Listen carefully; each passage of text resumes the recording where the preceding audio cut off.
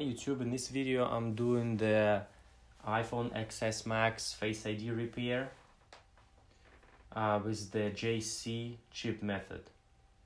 Right here I'm testing the Face ID, see if it reads abnormal, so that's gonna confirm that the Face ID chip was fused and it has to be replaced with the JC chip.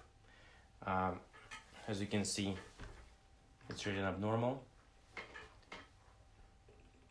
Everything else is normal. The chip is normal, but it does not produce that projector is not working because the fuse is chip.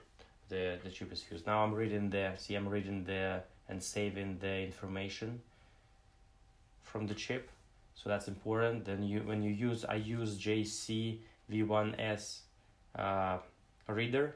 And after you read it, you don't turn off the JC V1S. You just leave it running, because when you replace the chip, you have to write that information on a new chip. That is very important, because if you're gonna turn off the JC reader, your information from an old chip will be gone. So this is very, very important, very crucial moment here with the V1S reader. You want to make sure you have enough battery before you even start the repair, so you can do the repair and then write the chip after the fact. So I'm recording this audio after the fact, so it's not gonna have the audio is not gonna be all through the video. We're just gonna do some main remarks here and there.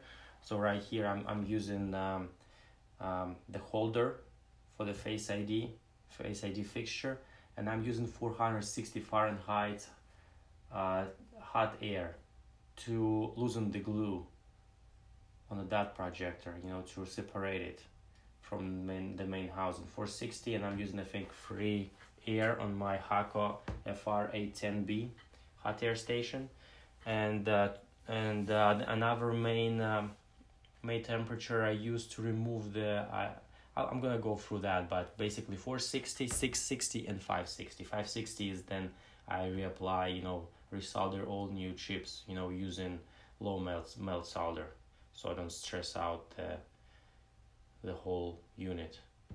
So okay, so let's go.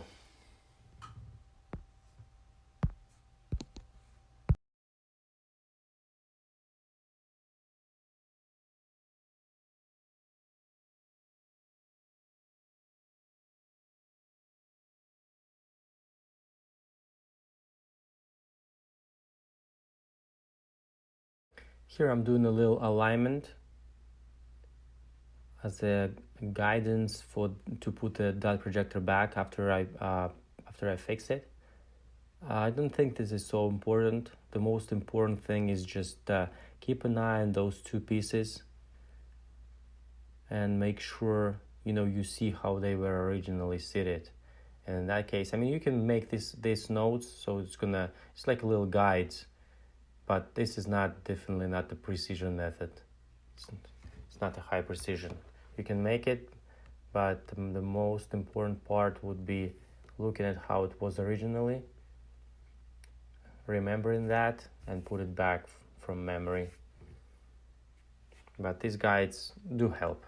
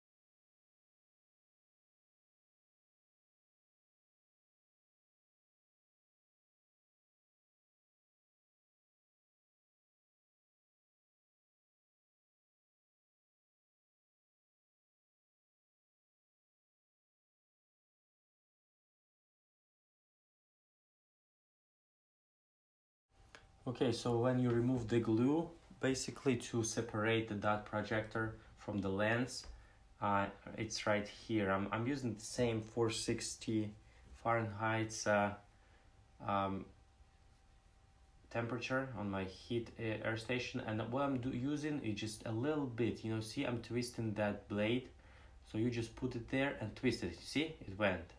So you don't put that blade deep inside, because you're gonna damage the lens. Absolutely gonna damage the lens. So just a little bit, get in there on one side. Then you know you can see this is the second side. But first side you just put it a little bit and twist it. So just apply a little bit of of pressure. But right here, second side is gonna just pop up because it was first side. So you can see. Let me see if you can see it here. But first side, when you twist it a little bit, it pops up, and that's basically it. And you can see now it should be moving. See, it moves, so it's all done. So you just have to remove it. And make sure there are no dust on the lens, on the actual lens. And don't force it. Make sure that you do not force it out, because you don't want to damage it. You want to be as gentle as possible with these things, because it is pretty fragile. Okay.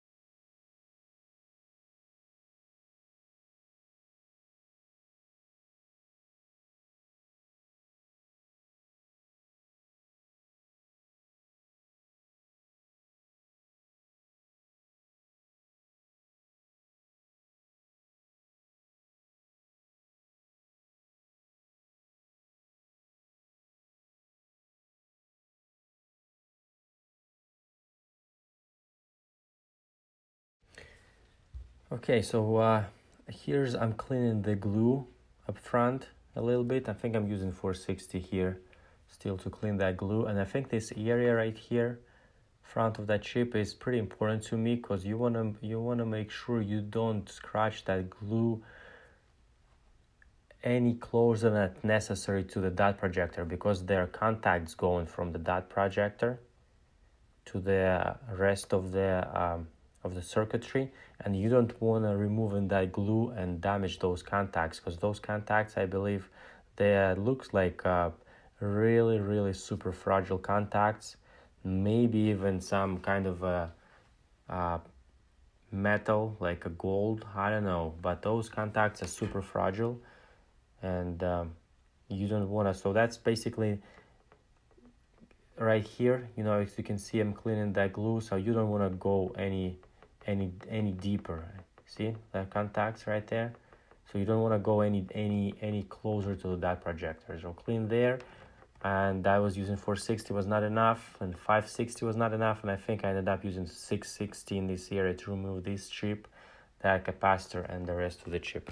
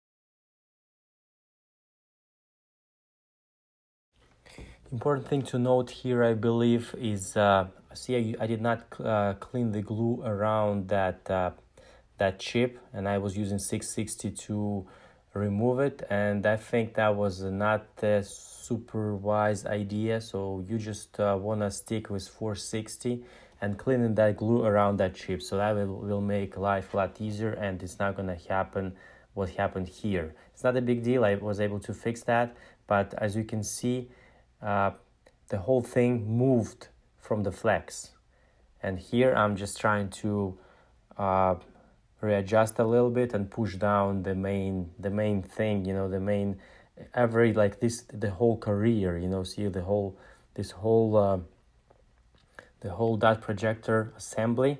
It moved from the flex because they still it's glued, but it's still there, the low melt solder there. And because I did not clean that chip, the glue around the chip, it required more air, more temperature, higher temperature, and I ended up moving the whole carrier, the whole assembly from the flex. So don't repeat that mistake. Clean glue with the lower temperature first around that chip, and then you can use a 660 for a little bit just to pop it up. Okay, I think that's important one.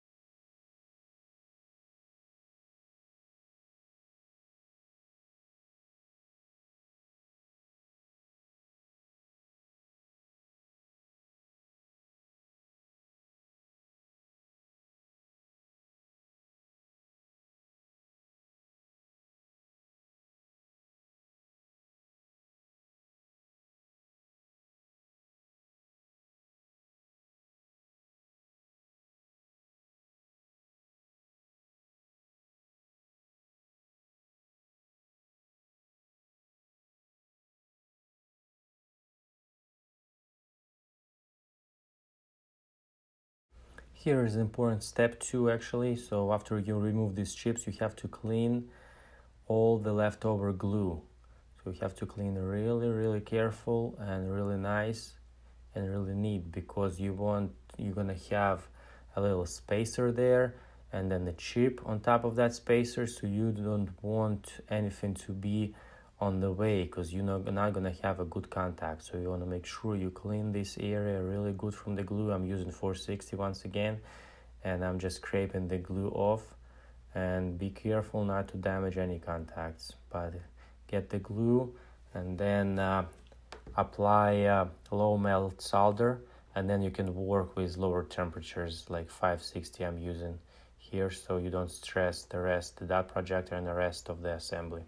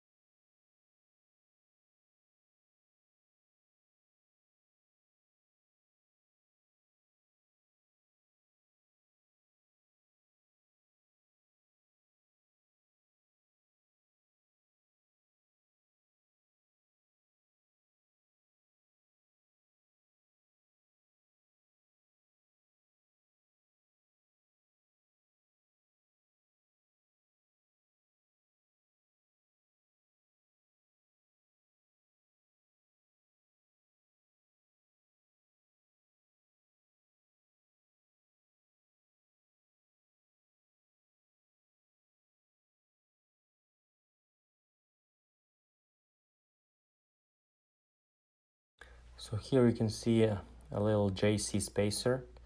When we apply a little bit, I already put low melt solder on the contacts, apply a little bit of flux, and solder that spacer. That's the first thing first. It flew off, I think, on the first try. You want to make sure you know to, I mean, this is pretty straightforward. The orientation is pretty straightforward in this case.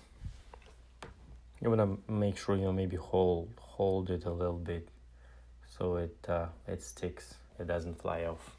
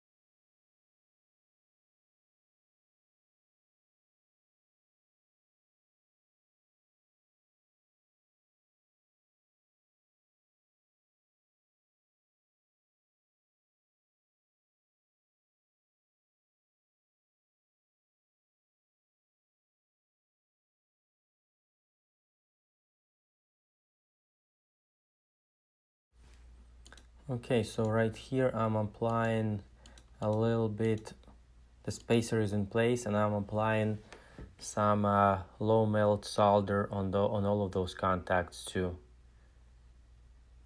Because what I'm gonna be doing after, I'm actually gonna be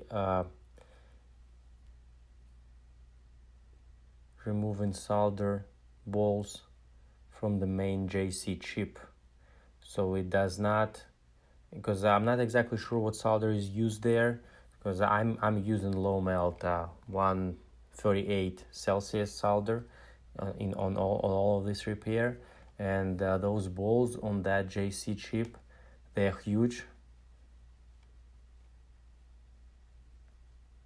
to start with, and if you just solder it like that, the chip is going to be sticking up. It's going to be higher than the main assembly, and you don't want that. You want it to be same flash or lower. So I'm removing, as you can see, give it a second. It's probably going to be here in just a second. So okay, so that's the chip. That's the JC chip. Okay, and you see the balls. It's already pre-balled. So what I'm doing here is actually I'm removing all the balls and I'm applying the low melt solder on the spacer and on this chip, just a little bit, so little notches. So a little bit on the spacer, a little bit on the chip, pretty evenly, and that's going to be enough to float it, basically, to solder it in place really nicely and really lower. Like you see, I'm removing the balls and I'm going to be applying the low melt. And this helps with keeping it low profile, lower than the main assembly. And also, as you can see, I'm going to be showing this. This chip does have a pin 1. If you can look at it, in one corner there is a little indication, like a little triangle. That's the pin 1. That's the pin 1 of the chip. So that's the main orientation, as you can see. See right here? See the little triangle? So that's the pin 1. That's the pin 1 of the chip, of the JC chip. And you want to make sure to orient it properly. I'm going to show it in a second right here. So that pin 1 has to go of the JC chip has to go in the direction of the main dot projector assembly.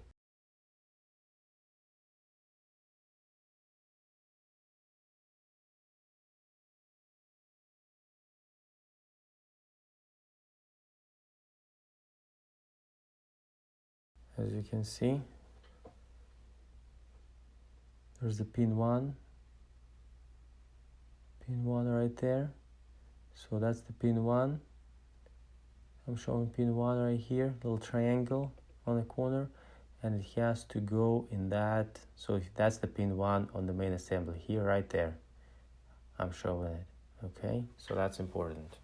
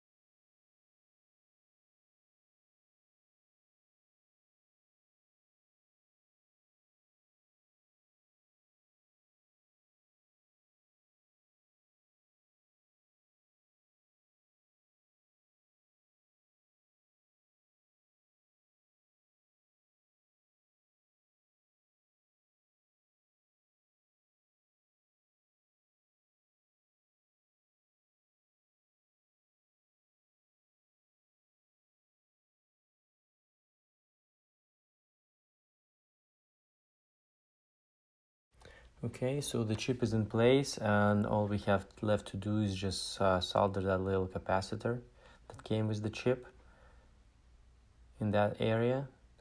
Pretty straightforward too. I'm just touching it up here, and then I'm gonna apply a little more hot air, and we should be good to go. Almost.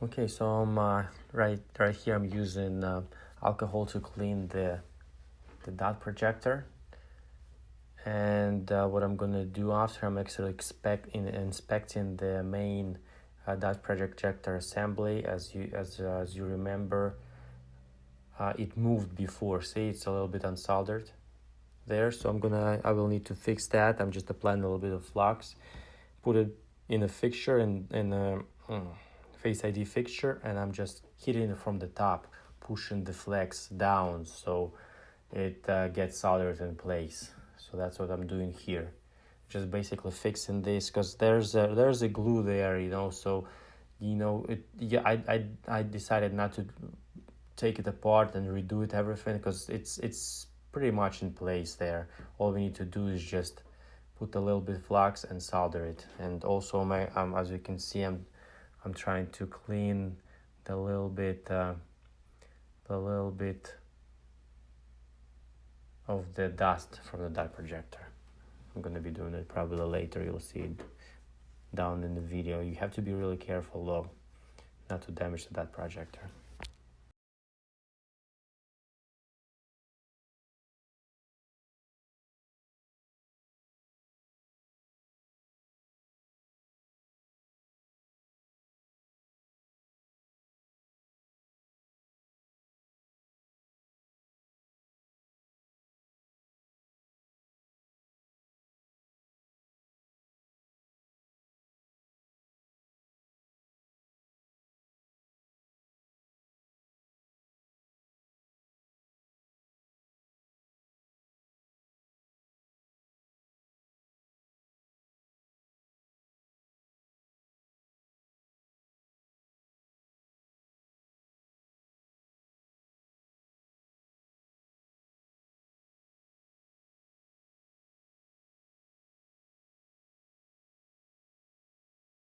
Okay, and here's the very important step you don't want to forget about. Remember the JC V1S reader programmer? So we had that information from the chip saved on it, and as you can see, I did not turn it off. So what we need to do is actually burn it right now, burn it into the new chip. As you can see, it's asking us if we want to override it, and what we're doing right now is burning that image back onto a new chip. And this, as you can see, went super normal, everything went properly, and now we can test this chip and see how did we do. As you can see, I'm running the test, and everything is normal. So that's 100% successful repair on that part. At this point, all we need to do is just put it back, align the chip with the lens, put a little bit of, I use Face ID glue it from two sides, and glue the flex too. I glued the flex, and after that we should be good to go.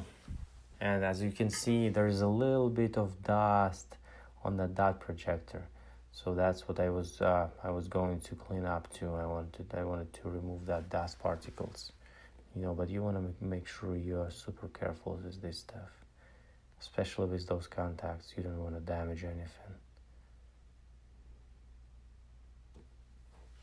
And the dot projector as well, and you don't want any dust left over in there. Okay.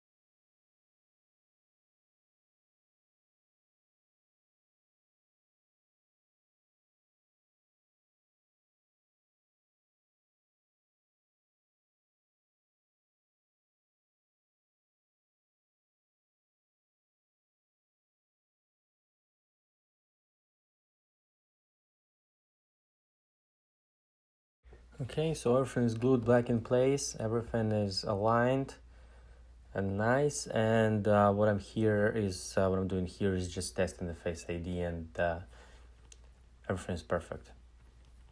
So you can see a little bit of I was trying to put my Face ID in, and the little as soon as I remove it from my face, it just stops, but you can see a little green lines around the Face ID. You can see, they going off as soon as I remove my, the face. But basically, this repair went really well. I'm happy with this repair because this is my second attempt and it went pretty smooth. So it's definitely not an easy repair, but it's definitely doable, and I actually enjoy doing it. So thank you very much for watching. If you like my videos, please subscribe, and I'm gonna add some links, where you can buy stuff I used in this video. Thank you very much.